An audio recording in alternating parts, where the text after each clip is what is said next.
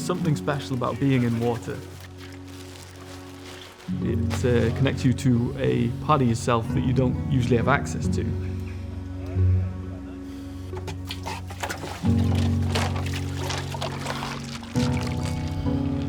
I think we just naturally grew up with the outdoors as our kind of playground. It was the delayed. Ooh, ooh. My grandma, her name was Grandma Wild.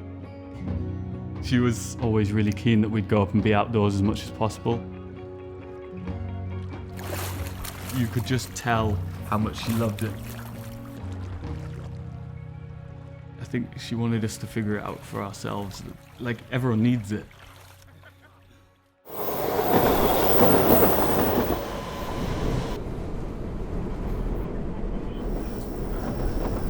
The three of us were in different cities and you get wrapped up in your little city world.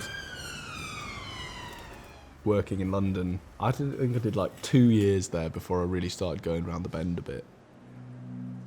There's a million clubs and a million bars, all these things you can do, but there's nothing that replicates that kind of sense of freedom.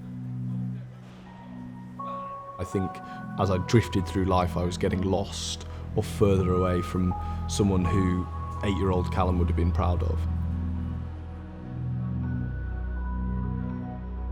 I realised how much that childhood meant to me.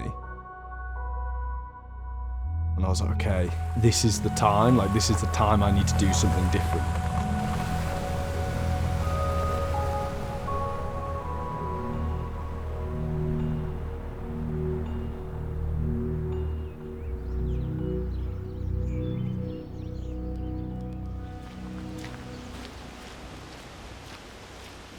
I wanted to come up with an activity that was connected to the Lake District where we grew up.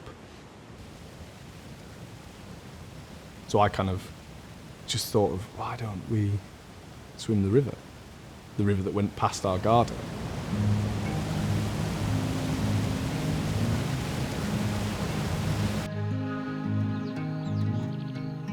The Wild Swimming Brothers kicked off with Calum's idea to swim the entire River Eden, so the 90 miles, I think about 140 kilometres.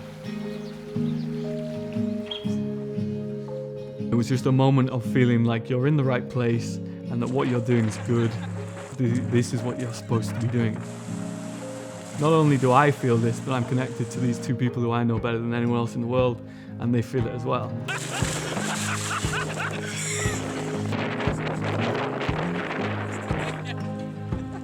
Swimming in cold water simplifies things, at least for a short period of time. Immediately just roots you in the moment. Making me realise as I filmed any of that. Such an amazing, transformative journey together that we then decided, we can't stop this. We were desperate to keep escaping the city as much as we could.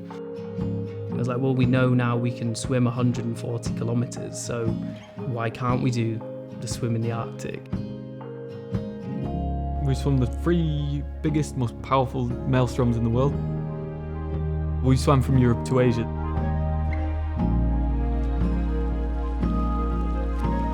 We thought we'd pay tribute to Grandma, and so we swam the length of Loch Broom, because that's where our Grandma Wild's from. We swam to where she's buried and laid a wreath on her grave.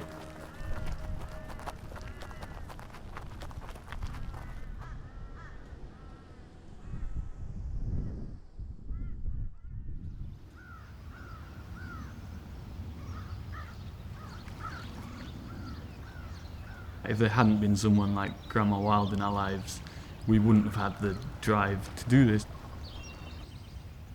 And a lot of people haven't had access to it, haven't been privileged enough to be in nature often. It is like a release, getting out of the city, but it's much deeper. You become much more in tune with what you're thinking, what you're feeling. I don't think I could ever call anything I've had depression, but I have been completely detached. I know that the amount of it that I've felt has been helped hugely through swimming outdoors.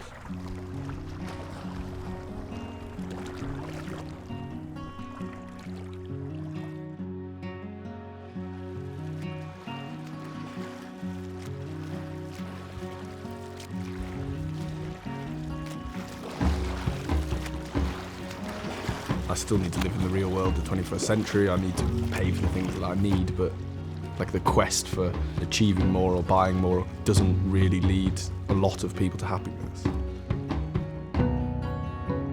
And if having a closer relationship with the natural world, having a closer relationship with the people who you spend the majority of your life with makes you happier, why is that mad?